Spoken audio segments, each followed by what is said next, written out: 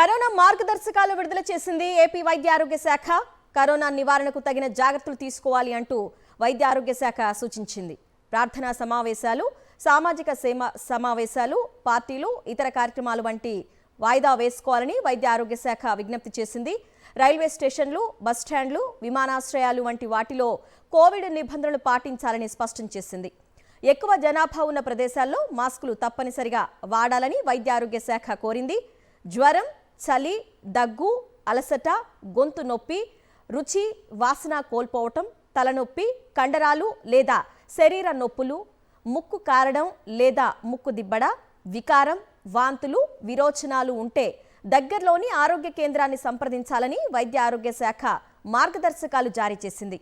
ఆరోగ్య శాఖ అన్ని పరీక్ష సౌకర్యాలతో కూడిన 24 గంటలు పనిచేసే ల్యాబ్లు, మాస్కులు, పీపీఈ కిట్లు, ట్రిపుల్ లేయర్ మాస్కులను తగిన పరిణామంలో ఉంచుకోవాలని అధికారులకు ఆదేశాలు జారీ చేసింది వైద్య ఆరోగ్య శాఖ.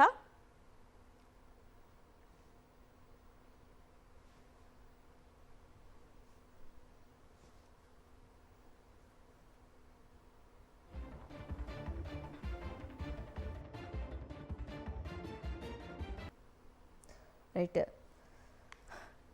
కోవిడ్ మరోసారి పడగ విప్పింది. ఇప్పుడే కడపలో ఒక పాజిటివ్ కేసు నమోదైంది. ఈ నేపథ్యంలో ఏపీ వైద్య ఆరోగ్య శాఖ కొన్ని నిబంధనలు విడుదల చేసింది.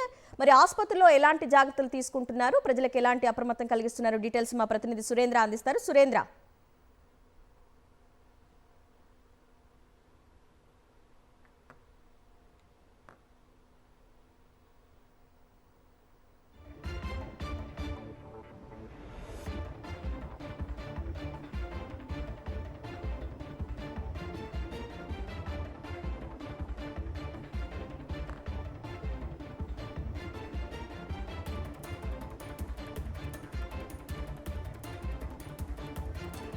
కరోనా మార్గదర్శకాలు విడుదల చేసింది ఏపీ వైద్య ఆరోగ్య శాఖ. కరోనా నివారణకు తగిన జాగ్రత్తలు తీసుకోవాలంటూ వైద్య ఆరోగ్య శాఖ సూచించింది. దీనికి సంబంధించిన పూర్తి సమాచారాన్ని మా ప్రతినిధి సురేంద్ర అందిస్తారు. సురేంద్ర, కరోనా విజృంభణ మళ్లీ మొదలైంది. ఈ నేపథ్యంలో తగిన జాగ్రత్తలు తీసుకోవాలంటూ మార్గదర్శకాలను వైద్య ఆరోగ్య శాఖ అయితే విడుదల చేసిన పరిస్థితి కనిపిస్తుంది. ప్రధానంగా కరోనా విజృంభణను అరికట్టడంలో అందరూ కూడా తగిన పాత్ర పోషించాలి. అధికారులు దానికి అనుగుణంగా సూచనలు, సలహాలు చేయాలి, తగిన జాగ్రత్తలు తీసుకోవాలంటూ కూడా దీంట్లో చెప్పిన పరిస్థితి. ప్రధానంగా ప్రార్థనా సమావేశాలు, సామాజిక సమావేశాలు, పార్టీలు, ఇతర కార్యక్రమాలు అంటే ఎక్కువ జనాలు ఎక్కడైతే కుడతారో అటువంటి అన్నింటినీ కూడా వాయిదా వేసుకోవాలంటూ వైద్య ఆరోగ్య శాఖ ఇప్పటికే కోరిన పరిస్థితి. రైల్వే స్టేషన్లు, బస్ స్టాండ్లు, విమానాశ్రయాలు వంటి వాటిలో కూడా కోవిడ్ నిబంధనలు పాటించాలంటూ కూడా చెప్పారు. ఎందుకంటే గతంలో కొన్ని నిబంధనలు ఇచ్చారు.